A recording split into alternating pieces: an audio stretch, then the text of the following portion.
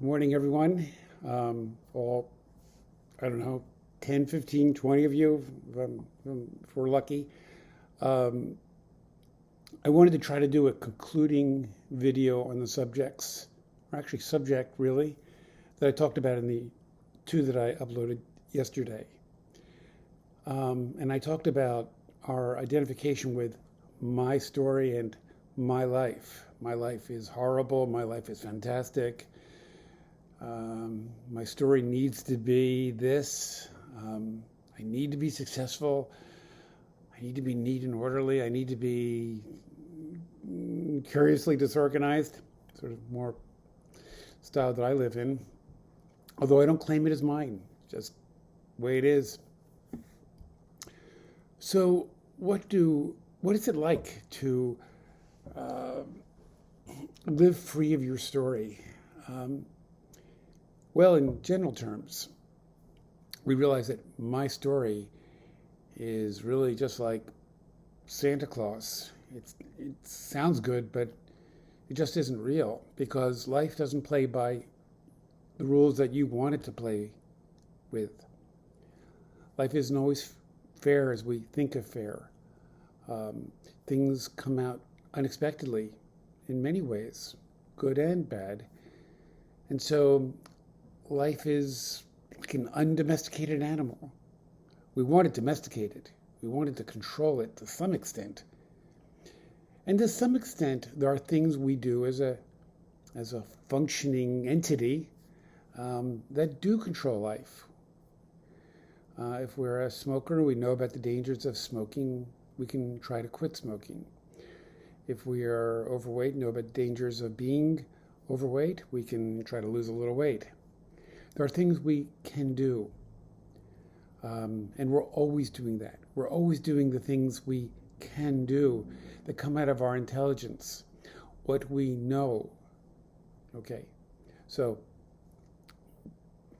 do we have an impact on our lives? Of course we do. Because the intelligence that fills this entity is the same intelligence that fills every entity in the universe. And the same intelligence that made you and me has also made the rivers, the oceans, the mountains, and the animals and the plants. And all of us possess the kind of intelligence that is appropriate to the kind of bodily form we possess. Now, many non-dualists will say, well, how about the part of you that's aware of these thoughts and feelings in bodily form? You know, they say it is a separate entity, but to me that's intrinsically non-dual. The awareness that notices our thoughts and feelings is simply part of the entity. And it's sort of part of the package. Life comes as one package, which includes the bodily form, the environment we inhabit, and the awareness of elements of that. We're only aware of a small part of what appears to be something that we could be potentially aware of. There's many things in this immediate environment that I'm really not aware of right now, but they're there. I could be aware of them if I focus my attention on them. We always have the potential to be aware of almost anything that our body can be aware of. Of course, there's many things in the environment like cosmic rays and a million other things that we can't be aware of because simply our senses are not designed to be aware of those kinds of things. So our awareness is limited. Again, that's contrary to what many people who will talk about awareness on these types of YouTube channels. They also often talk about that we are eternal beings, that this presence doesn't die when the body dies. Well, I would say, how do you know? For all we know, this one life is the only life we will ever live. And it's likely to be true, but we really don't know. So I don't make any statements about life or death in that regard. It is what it is. I'm not even sure we ever even find out. But that's a different matter, and I have no expertise in that area. So what happens when my story falls away? Well, it's pretty subtle. but you feel it. So say you're listening to some music, excuse me, and what the mind does, because the mind is always busy, it's always projecting. It's always judging and comparing and analyzing and calculating, and most of that activity comes on the fairly superficial level of my life and my story. That's sort of the surface area of existence, but most of us live in that surface area. The depths are pretty much free of all of that. They are free of the wounding underlying belief in what we lack. So, what does this mean? It means basically a full relaxation of all those calculative functions, all linked to this cluster of what I need and what I want and what I don't want. So, I have often find that listening to music, the mind then says, I am listening to this music. I like it or don't like it. I'm bored now, so I'll change the music. What happens when we are free of my story is there's just hearing. There's just the music. There's just this. And when you take out the I am listening, I am verb, I am, and then a verb comes in, and then the noun, I am listening to this music, and there's just the music, or there's just this light, there are just these colors. Can you feel the difference? There is just these sounds. There are just this space. There is just this space. A sound. No me attachment to that sound. Just this. Just these colors. Now the me will come marching in again. Oh, I gotta wash the dishes. And that's fine. That's the way life is. Me comes marching back in. Oh, that's the way it's supposed to work. But once you kind of, this is not my favorite expression, once you marinate in this freeness of the me, those things like, I gotta wash the dishes, oh, it provides another opportunity for sounds, lights, colors, sensations, just to be.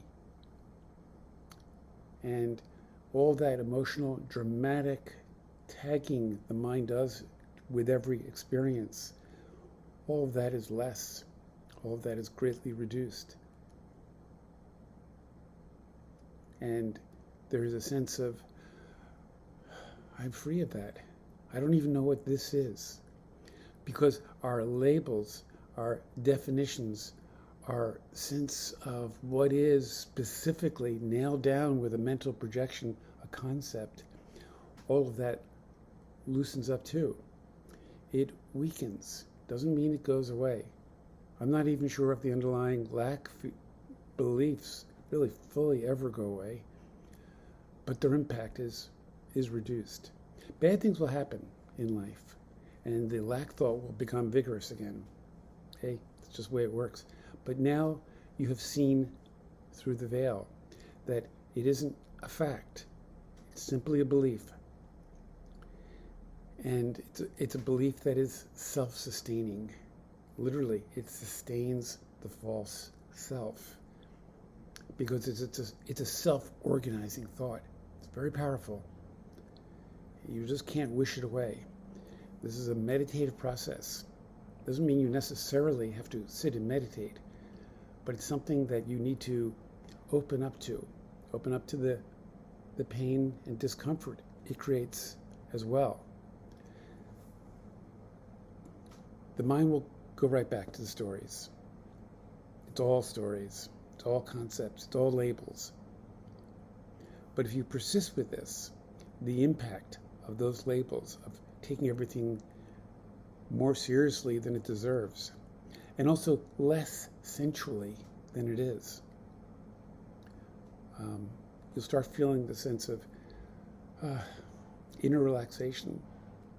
I don't need to keep on going against the grain. I don't need to keep on fighting life as it presents itself. I can just be. So anyway, I do hope this was helpful. Feel free to contact me if you have any questions. Every time I watch these videos, I go, oh, why didn't I say this? Why didn't I do that? These are ad-lib presentations. And my nature of this psyche, it's like persona, is fairly disorganized. I'm fortunately married to a woman who is, she's like an SS officer, organized. So, she's an SS officer in a good way. She might even hear that as a compliment. You're a good Nazi. Anyway, humor, by the way, is a great diffuser, but it can't be forced. It has to come from the depths. To me, often a great teacher is the TV show Seinfeld. Really, really good. And also I like Larry David, although I don't like his later part of his series on HBO. Max. Anyway, enough conversation. Perhaps we'll see each other again. Okay, bye-bye.